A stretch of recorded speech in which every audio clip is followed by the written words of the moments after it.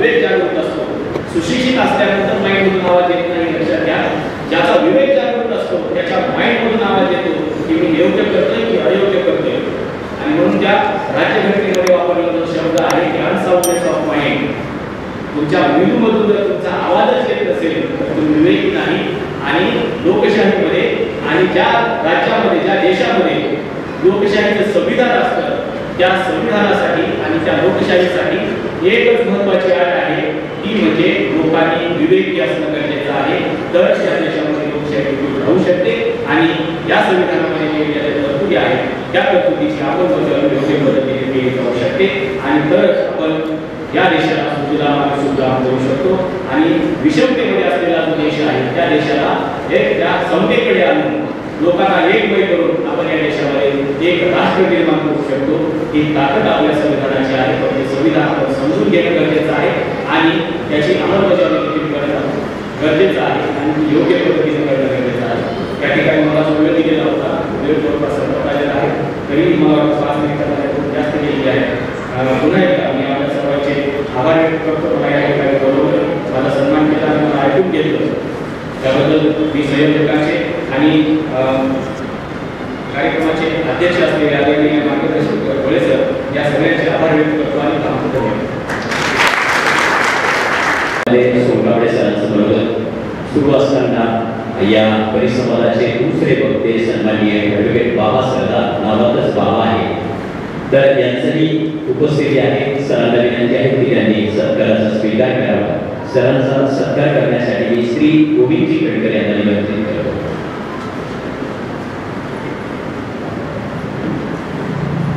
खरं तर या समारंभासाठी उपस्थिती आहे.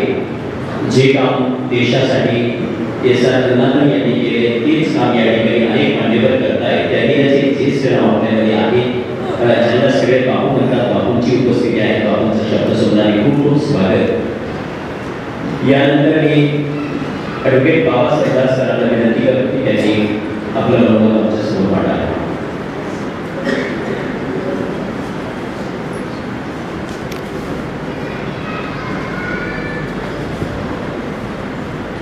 आदरणीय विचारवंत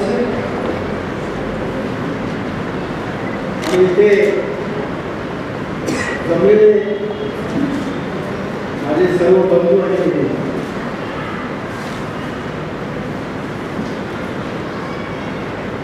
आजचा विषय जो आहे तो केवळ 10 मिनिटे किंवा 15 मिनिटात मांडण्यासारखा विषय आहे. भारतीय राज्यघटनेच्या सरनाम्यामध्ये किंवा उद्देशिकेमध्ये किंवा प्रस्तावनेमध्ये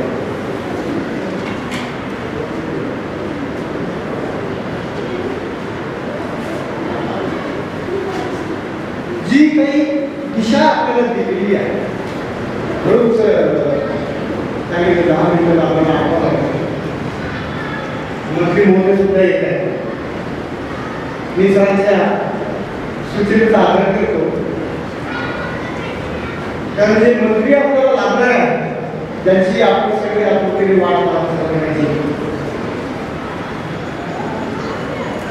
पण वयाची साधारणतः 50 वर्षे 60 वर्षे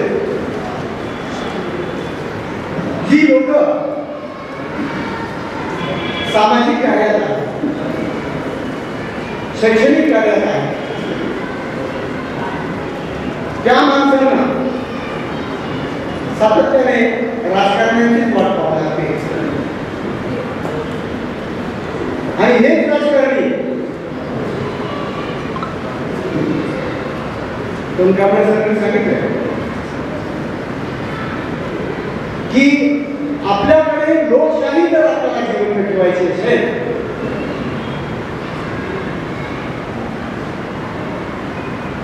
तर आपल्याला म्हणजे तुम्ही जातीवाचक बोलता की धर्मवाचक बोलता की काय असं बोलता मला कळत नाही. म्हणजे पहिलं कदम आहे भारतीय राज्यघटनेचं, त्याला तुम्ही निषेध देता. आम्ही सगळे भारतीय असं का म्हणत नाही. आम्ही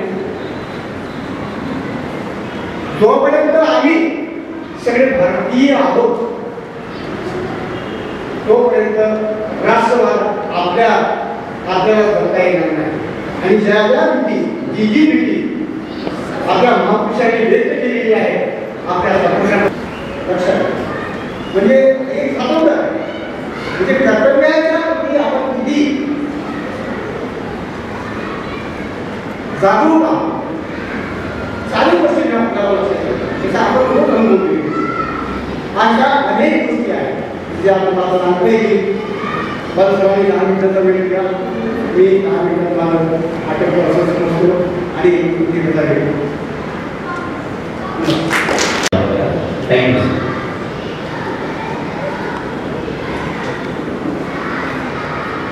अटकळणे बहुतेक सगळ्या आपल्या नागरिकांचा हक्क झालेला आहे.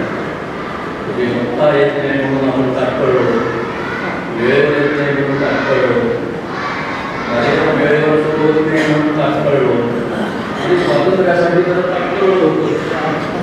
त्याच्यामुळे तात्पळता आपल्याला आपल्या हक्कांची सगळ्यांना विसरत पडलेला आहे. गंमत अशी आहे की संविधान 3 वर्षाच्या आत 300 जणांनी काही तास बसून तयार केलं आणि संविधान तयार करताना मोठ्या दुर्घटना घडल्या, देशाची पाहणी झाली, गांधीजींचा खून झाला. एवढं आपल्या देशाचं होतं ते सगळं दिसत झालं, तरी सुद्धा आपल्या संविधान सभेतल्या या सगळ्या बुद्धिमान बोलून गेलेल्या सदस्यांनी आपल्यासाठी इतकं सुंदर संविधान तयार करून ठेवलं की त्याला आता तोड म्हणजे जगातले बहुतेक सगळे जे घटना तज्ञ आहेत त्या सर्वांना आपल्या संविधानाचं मोठं कुतूहल आहे की इतके लोक, इतक्या विविध विचारसरणीची मंडळी, जवळपास सगळ्या मोठ्या राजकीय पक्षांचे प्रतिनिधी असे सगळे एकत्र बसून यांनी हे संविधान तयार कसं केलं. कारण भारतामध्ये तर विविधतेनं नटलेला देश आहे, भाषा असंख्य धर्म आणि जी काही विषमता उत्पन्न होती त्याच्याविषयी जागरूकता निर्माण करायला हक्क आणि कर्तव्य हा या राज्यघटनेमध्ये लागून आलेला विषय आहे. पण सध्याच्या वातावरणामध्ये हक्क विरुद्ध कर्तव्य असं चित्र उभं आहे. म्हणजे औरंगाबादच्या नागरिकांना पाणी रोज मिळालं पाहिजे हा हक्क आहे की नाही, पण तो हक्क आम्हाला बजावता येत नाही. कारण ज्यांचं कर्तव्य आहे नियमित पाणी देणं ते कर्तव्य विसरले नाही आणि आपला हक्क असूनही आपण त्या कर्तव्यात चुकारगिरी करणाऱ्यांना लाभत नाही, बोलत नाही. मग दर वेळेला काही कपाळी आमच्या हे कर्तव्य तुमचं, हे कर्तव्य तुमचं, हे तुम्ही पाळलं पाहिजे, हे तुम्ही केलं पाहिजे असं का? राज्यकर्त्यांना हक्क आहे, नागरिकांना फक्त कर्तव्यच आहेत का? असं असू नये ना. कारण हक्कांची जाणीव पूर्णपणे झाल्याशिवाय कर्तव्याची जाणीव होत नाही. आपण आपल्या लहान मुलांना सांगतो किंवा शिक्षक बसलेले शिक्षक मुलांना सांगतात की बाबा रे शिकणं तुझा अधिकार आहे. बाबासाहेबांनी आपल्याला सांगितलं की शिक्षणामध्ये आणि कंपल्सरी शिक्षणामध्ये असा विकास होतो, अशी प्रगती होतो. त्याने राईट टू एज्युकेशनचा मुद्दा मांडला. पण आज औरंगाबाद शहरामध्ये राईट टू एज्युकेशन या हक्काच्या खाली ज्या गोरगरिबांच्या मुलांना 25% जागा काही शिक्षण संस्थांमध्ये दिलेल्या असतात त्या भरल्या जाऊ नये यासाठी हे शिक्षण संस्थाचालक काय करतात माहिती आहे ना आपल्याला. गोलगरिबांची मुलं, रिक्षा चालकांची मुलं, टपरीवाल्यांची मुलं, चहावाल्यांची मुलं, पेपर विकणाऱ्यांची मुलं, ही जी गोरगरीब घरातली माणसं आहेत त्यांना साहजिकच इंग्रजी शिक्षणाचं वेळ असतं. पण त्या शाळांमध्ये राईट टू एज्युकेशन आम्हाला झालेला असतो का? मग हक्क कोण आणि कर्तव्य कोण याची काही आपण डोळ्याबेरीज करतो का? त्याच्यामुळे मला असं वाटतं की हक्क आणि कर्तव्य याच्यामध्ये संघर्ष उद्भवू नये. जशी फंडामेंटल राईट्स याचं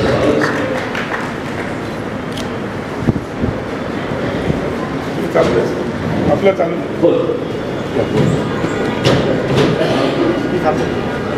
फंडामेंटल राईट्समध्ये काय काय आपले हक्क आहे, मूलभूत हक्क, राईट टू इक्वालिटी आहे, राईट टू फ्रीडम आहे, एक्सप्लॉयटेशन आहे, right to freedom of religion आहे, कल्चरल अँड एज्युकेशनल राईट्स आहेत आणि राईट टू कॉन्स्टिट्युशनल रेमेडीज आहेत.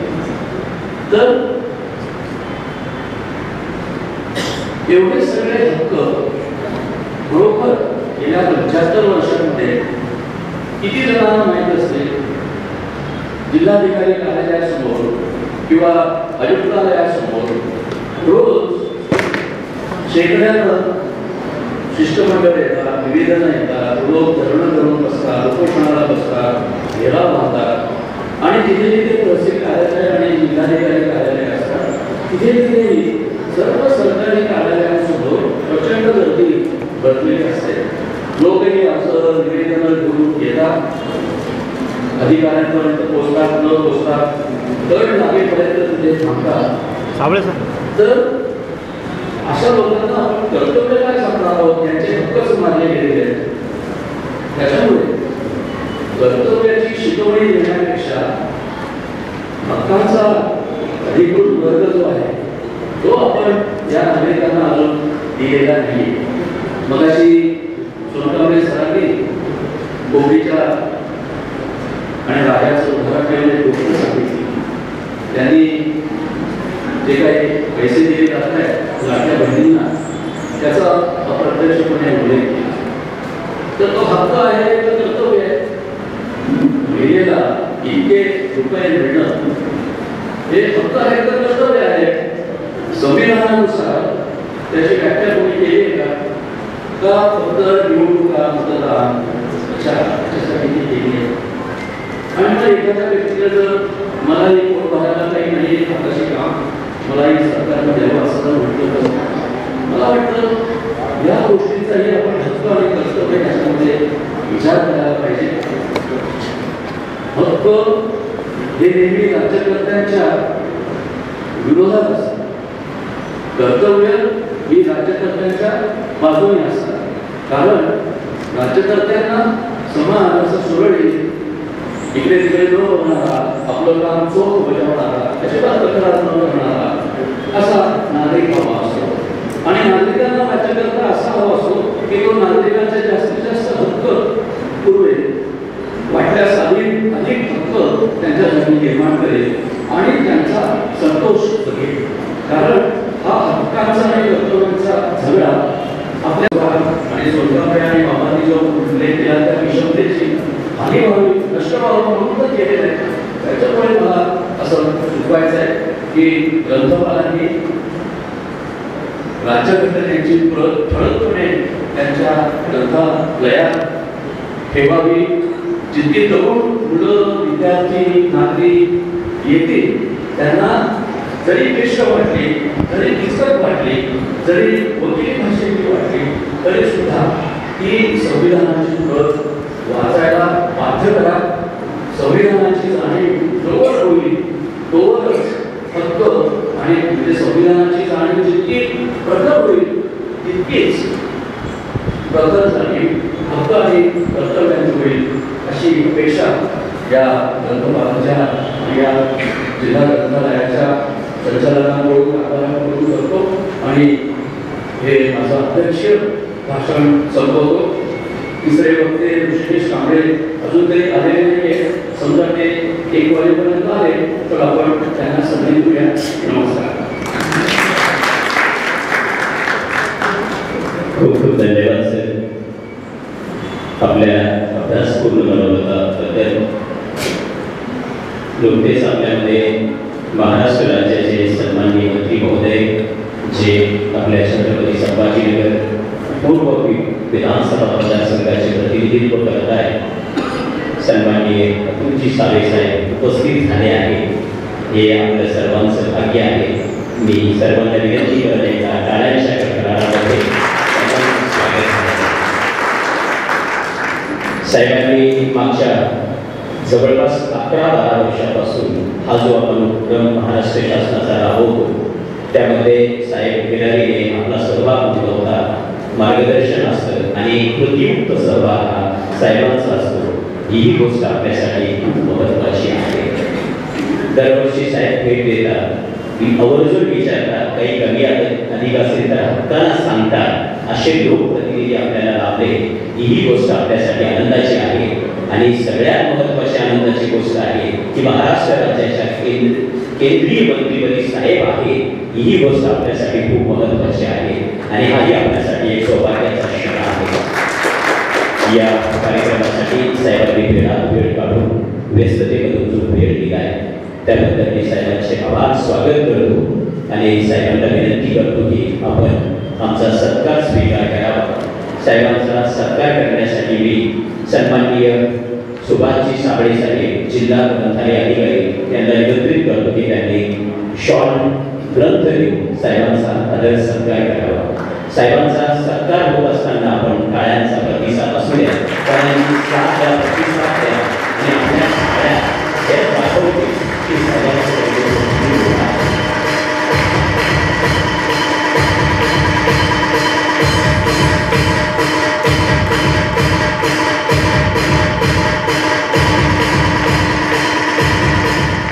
मार्गदर्शन करत भाषण द्यावे बरोबर व्यक्त करावं. आदरणीय अतुलजी साबळे साहेब शुभेश समोर मार्गदर्शन.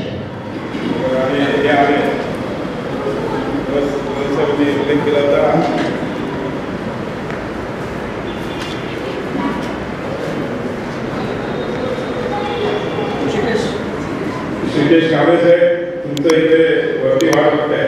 हे काय लाईन मॅटर असलं तसं मला मध्ये टाकलेलं आहे. त्याच्यानंतर तुमचं मार्गदर्शन इथे आहे. त्यामुळे मध्ये नाईट मॅटर असलं ते कसं काय उच्च व प्राथमिक शिक्षण विभागाच्या अंतर्गत जिल्हा ग्रंथोत्सव या छत्रपती संभाजीनगरमधल्या या कार्यक्रमाला उपस्थित असलेले आता त्यांनी आपल्याला त्यांच्या माध्यमातून या आपल्या कार्यक्रमाला येऊन उपस्थित राहण्याची संधी आपल्याला मिळते. आणि आपल्याला यानंतर आपले ज्येष्ठ जी कांबळे साहेब आहे त्यामुळे मी काही शुभेच्छा देणार आम्ही वागते काम करणार. या ठिकाणी ग्रंथालयाच्या माध्यमातून संपूर्ण मराठवाड्यातले महाराष्ट्रातले सगळे अनेक सगळे उपस्थित होतात. अनेकांच्या वेगळ्या मागण्या पण असतात. माझ्या माध्यमातून वाणी साहेब मगर साहेब त्यावेळेस कावळे साहेब शिक्षण मंत्री होते. त्या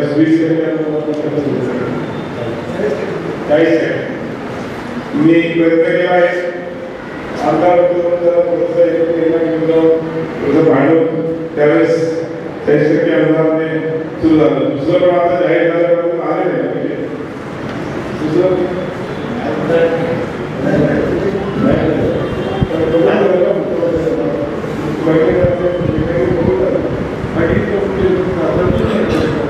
करू काळजी करू नका.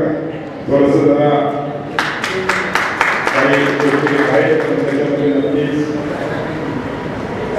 सरकारी मुख्यमंत्री जरी करून दिलं असलं तरी आपल्या मुख्यमंत्री त्याच्यामध्ये लक्ष घालून ते अनुदान करून देण्याचा आम्ही नक्कीच या कॅबिनेटमधला एक मंत्री म्हणून पूर्णपणे प्रयत्न करीन.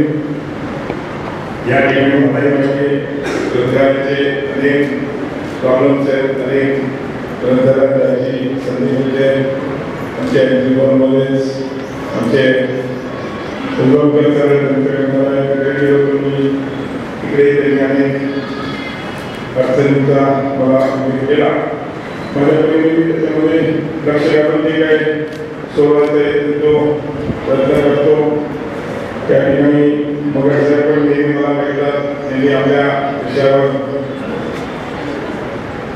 आपले जे काही घराने ते सांगतात तरी त्यामुळे सांगतो सरकारच्या दरबारी मी नक्की मागेन आणि मागण्याचा प्रयत्न करतो की आपण सोडवायचाही प्रयत्न करू.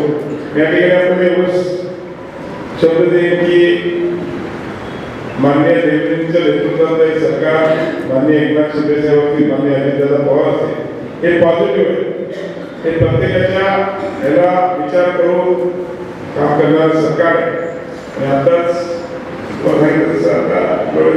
संविधानामध्ये केला संविधानाचं अतिशय महत्व आमचं सरकार तिथे आज संविधान भवन हे पहिल्यांदाच आहे. या सरकारच्या माध्यमातून प्रत्येक गावात तयार केले जाते. त्यासाठी निधी उपलब्ध करून देत आहे. आणि या सर्व घटना समस्या आहे. 5 दिवस असतो 2 दिवस येतो जे 2 दिवस कार्यक्रम असतात सगळीकडे प्रस्तुती लावून कार्यक्रम या ठिकाणी सगळ्या या ग्रंथालयाच्या संचालकांना सगळ्या तिकडच्या काम करणाऱ्या मंडळींना सगळ्यांनी एवढं शब्द देतो की सरकारचा एक प्रतिनिधी म्हणून आपल्या ज्या काही मागण्या आहेत त्या सरकारसमोर मांडणं आणि त्या कशा सोडवता येईल याकरता मी पूर्णपणे प्रयत्न करेन. आपल्या गंभीरपणे उभा आहे आणि नेहमीच तुमचं सगळ्यांचं सहकार्य आम्हाला त्याच्यामुळे आम्ही तुमच्या पाठीमागे गंभीरपणे उभा राहून एवढंच या ठिकाणी बोलतो. पुन्हा एकदा आदरणीय व्यासपीठाला शुभेच्छा देतो आणि आपल्यालाही शुभेच्छा देतो. आणि पुढे कार्यक्रम असल्यामुळे आपल्या सगळ्यांची परवानगी घेऊन मी इकडून रजा घेतो. धन्यवाद. जय हिंद. जय भारत.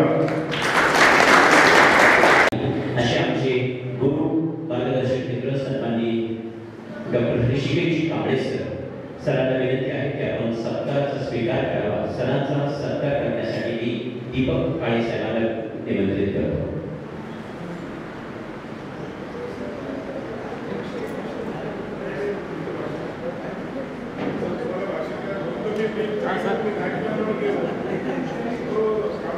सरांना विनंती आहे की सत्काराचा स्वीकार करावा.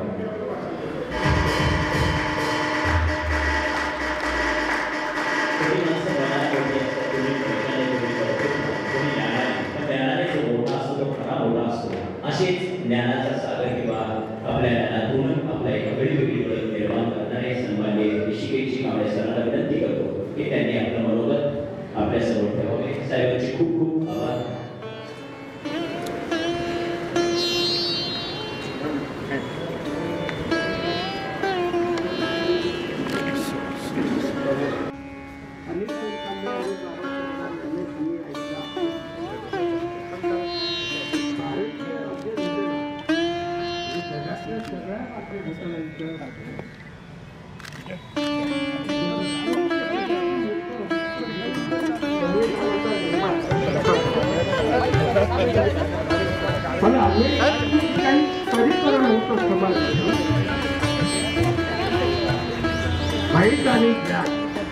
ज्याला पूर्वी निवडून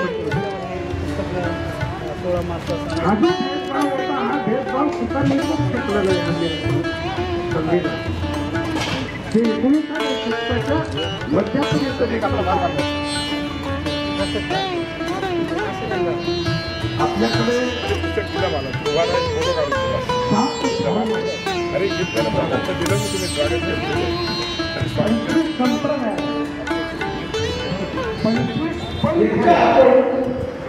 संविधानाला वरसा घालून या देशाची चिंध्या कशा होती असं करणं सुरू असतं. आणि म्हणून तुमच्या आमच्यासारख्या प्रत्येक नागरिकाची ही जबाबदारी आहे. हे संविधानानं काय काय सांगितलं? कलम क्रमांक 14, 15 ते 29 दलित पददलित अल्पसंख्याक याच्या सर्व लोकांची सुरक्षेची जबाबदारी संविधानाने घेतली. मूलभूत अधिकार जे अन्य कोणत्याही म्हणजे ग्रेट ब्रिटन असो, फ्रान्स असो की अमेरिका असो, बऱ्याचशी राष्ट्र आहेत, जे मूलभूत अधिकार भारतीय संविधानाने प्रदान केलेले ते मूलभूत अधिकार तिथल्या नागरिकांना त्याच्या संविधानाला प्रदान केलेले नाही. हे लक्षात घेऊन कार्यकारी मंडळ असेल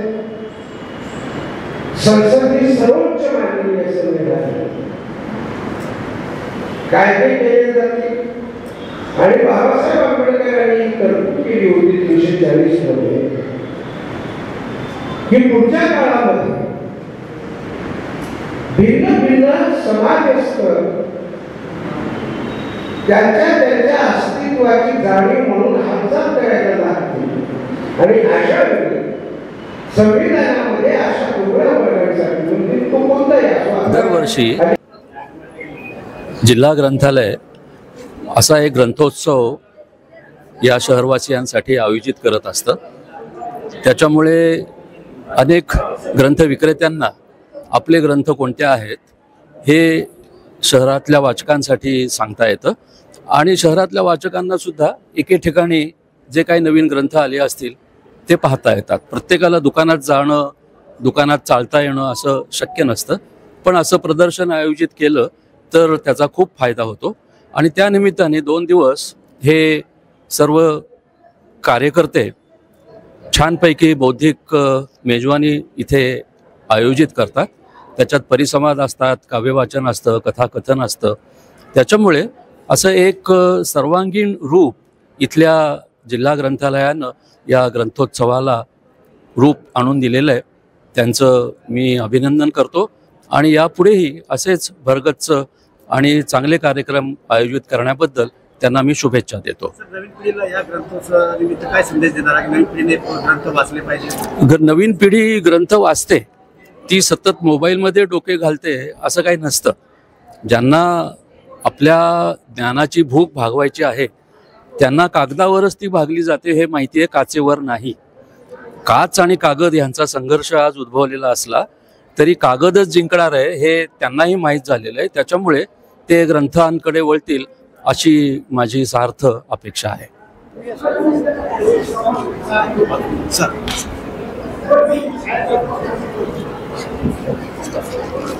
जिल्हा ग्रंथालय शासकीय हे प्रतिवर्षी ग्रंथोत्सव साजरा करतं आणि त्यामुळं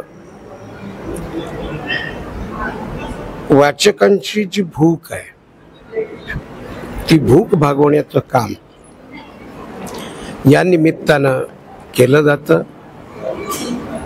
वेगवेगळ्या पुस्तक विक्रेत्यांना पाचारण करून त्यांच्याकडचं जे ग्रंथ भांडार आहे, संस्कृतीशी संबंधित असेल, आपल्या पुराण कथांशी संबंधित असेल किंवा एकूणच मानवी जीवनाला प्रेरक ठरणारं जे काही ज्ञान असेल, अशा प्रकारची जी ग्रंथसंपदा आहे ही ग्रंथसंपदा इथं उपलब्ध केली जाते. त्या निमित्तानं अतिशय विचारप्रवण असे काही परिसंवाद, कथाकथन ही तर आपली अभिजात गोष्ट आहे. कविता ही माणसाची अभिजात अशी लय असलेली गोष्ट आहे आणि त्यामुळं कथा, परिसंवाद, कवी संमेलन अशा प्रकारचे उपक्रम करून वाचकांची आणि श्रोत्यांची ही भूक भागवण्याचं एक मौलिक असं काम शासकीय जिल्हा ग्रंथालय करत आलेलं आहे. सुभाष सोळंके साहेब, सुभाष साबळे साहेब, सुनील हुसे आणि ग्रंथालयाशी संबंधित असणाऱ्या ज्या काही संस्था आहेत त्या संस्था या आयोजनामध्ये सामील होत असतात. वाचकांच्या वतीनं या मंडळींच्या प्रयत्नाला आम्ही शुभेच्छा दिल्या पाहिजे, त्याचं कौतुक केलं पाहिजे. ग्रंथालयाच्या माध्यमातून हा ग्रंथ महोत्सव दरवर्षी साजरा होतो आणि या निमित्ताने अनेक ठिकाणावरून पुस्तक विक्रेते तसेच वाचक वर्ग मोठ्या संख्येने उपस्थित असतो. यांच्या उत्साहामध्ये मोठमोठे साहित्यिक, विचारवंत